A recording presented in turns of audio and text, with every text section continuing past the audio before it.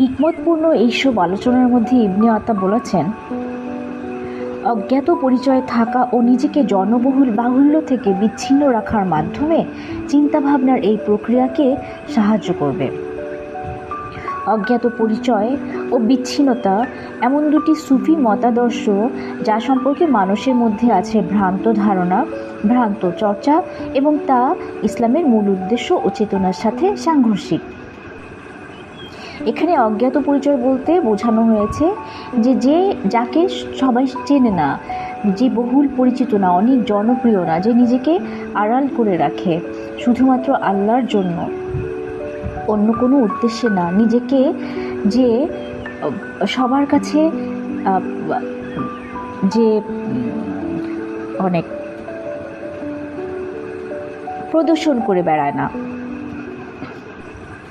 এখানে অজ্ঞাত পরিচয় শব্দটির আরবি মূল শব্দ হচ্ছে খুমুল, যার অর্থ আলস্যও হতে পারে। ইবনে আতা এর অর্থ বলেছেন, খ্যাতি থেকে দূরে অন্ধকারে থাকার মতন একটি অবস্থা। এই অবস্থা অর্জিত হয় লোকসমাগম থেকে নিজেকে বিচ্ছিন্ন রাখার মাধ্যমে, তবে একটি সীমিত সময়ের জন্য, অনির্ধারিত কালের জন্য নয়। সন্ন্যাসব্রতে বিচ্ছিন্নতাবাদে আল্লাহর জন্য নিজেকে উৎসর্গ করে দেওয়ার নিমিত্তে গোটা বিশ্ব থেকে নিজেকে আলাদা করে ফেলার যে ধারণা, তা ইসলামের শিক্ষার সাথে বৈপরীত্যমূলক। নবীজি মুহাম্মদ সাল্লাল্লাহু আলাইহি ওয়াসাল্লাম এটা স্পষ্ট করে দিয়েছেন যে ইসলামে কোনো বৈরাগ্যবাদ নেই, এবং তিনি বলেছেন, একজন ঈমানদার ব্যক্তি যিনি মানুষের সাথে মেলামেশা করেন এবং যখন তারা তার ক্ষতি করে তখন তিনি ধৈর্য ধারণ করেন, তিনি ওই ব্যক্তির চেয়ে উত্তম যিনি মানুষের সাথে মেলামেশা করে না এবং তাদের ক্ষতির মোকাবেলায় ধৈর্য ধারণও তাকে করতে হয় না। এই হাদিসটি বাইহাকি দ্বারা বর্ণিত। এভাবে একজন স্বাভাবিক ঈমানদার ব্যক্তি মানুষের সাথে মেলামেশা করেন, কাজকর্ম করেন, বিয়ে শাদী করেন, আত্মীয় ও প্রতিবেশীদের সাথে দেখা সাক্ষাৎ করেন, সৎ কাজের আদেশ করেন, অসৎ কাজে নিষেধ করেন, লোকেদের সাথে বন্ধুত্ব করেন ইত্যাদি। তবে তিনি মাঝে মাঝে লোকজন থেকে নিজেকে বিচ্ছিন্ন করে নেন চিন্তাভাবনার অবকাশের জন্য। বিচ্ছিন্নতার দিকে ইবনে আতার আহ্বান কি ইসলামী? নবীজির সুন্নাহে কি এই আহ্বানের প্রতি সমর্থন জ্ঞাপক কোনো প্রমাণ আছে? ওয়াহী নাজিলের আগে ও পরে নবীজি সাল্লাল্লাহু আলাইহি ওয়াসাল্লামের অবস্থান এর সময়কাল ছাড়াও রমজান মাসে এবং অন্যান্য মাসে আল্লাহ তাআলার ইবাদতের জন্য নবীজি কর্তৃক মসজিদে অবস্থান বা ইতিকাফের মধ্যেও সব কিছুর থেকে বিচ্ছিন্ন হয়ে শুধুমাত্র আল্লাহর ইবাদতের পক্ষে যথেষ্ট প্রমাণ এবং শিক্ষা রয়েছে। ওয়াহী নাজিলের আগে এবং পরে ওয়াহী নাজিলের আগে তিনি হেরা গুহায় ছিলেন, সেটাও একটি জনসমাগম থেকে জনবিচ্ছিন্নতা। সাহাবী রাদিয়াল্লাহু আনহু থেকে বর্ণিত, নবী প্রত্যেক বছর রমজান মাসে 10 দিনের জন্য মসজিদে ইতিকাফে বসতেন এবং যে বছর তিনি ওফাত লাভ করেন সেই বছর রমজান মাসে 20 দিনের জন্য তিনি ইতিকাফ করেন। আয়েশা রাদিয়াল্লাহু আনহা বর্ণনা করেছেন যে নবীজি প্রত্যেক বছর রমজানের শেষ 10 দিন ইতিকাফ করতেন মৃত্যুর আগ পর্যন্ত। ওনার মৃত্যুর পরে উম্মুল মুমিনিনরা তখন ইতিকাফ করতেন। তিনি বলেন, একবার নবীজি শাওয়াল মাসে 20 দিন ধরে ইতিকাফে বসেছিলেন। ইবনে আতা নবীজির সুন্নাহের সাথে মহাবিশ্বের সৃষ্টির এই নিয়মের মধ্যে একটি যোগসূত্র তৈরি করেছেন। প্রত্যেক জীবিত প্রাণী, গাছপালা, পশু পাখি, মানুষ সবাই জন্ম নেওয়ার আগে একটি সুনির্দিষ্ট কাল পর্যন্ত অন্ধকারে সব কিছু থেকে বিচ্ছিন্ন অবস্থায় থাকে।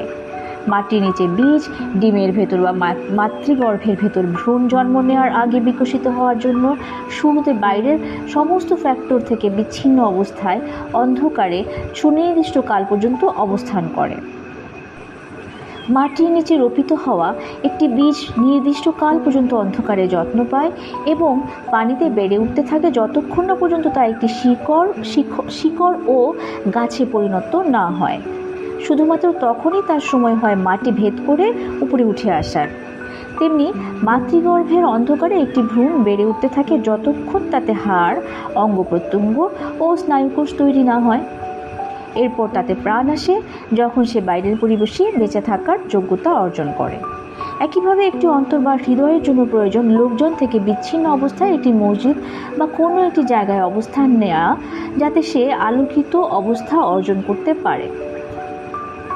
যখন একটি হৃদয় সেই অবস্থায় পৌঁছে যায়, তখন সে সফর করতে পারে এই মহাবিশ্ব থেকে তার নির্মাতার দিকে, সৃষ্টিকুল থেকে সৃষ্টিকর্তার দিকে, নিদর্শন, নিয়ম ও ইবাদতের প্রক্রিয়ার বাস্তবতা থেকে গৌরব, অর্থময়তা, হিকমা ও উচ্চতর লক্ষ্যের এক দুনিয়ার দিকে। এই সাময়িক বিচ্ছিন্নতা একটি অন্তরকে খাঁটি বিশ্বাস ও স্রষ্টার সাথে সত্যিকারের যোগাযোগ স্থাপনের দিকে নিয়ে যায়।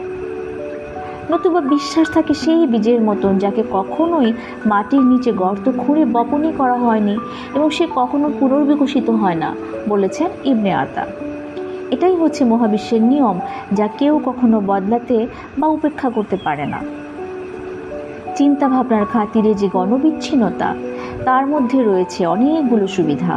একটি সুবিধা হলো এই যে এটি গুজব ও গীবতের মতন গুনাহ থেকে বেঁচে থাকতে সাহায্য করে।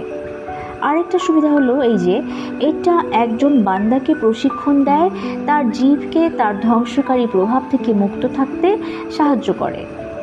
সব কিছুর পরেও একজন মানুষ তর্কপ্রিয় হয়।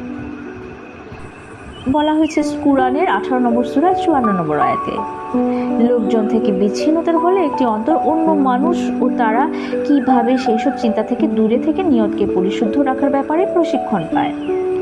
যদিও একাকিত্বের মধ্যে রিয়া বা লোক দেখানোর স্বভাব আমাদের অন্তরে প্রবেশ করতে পারে।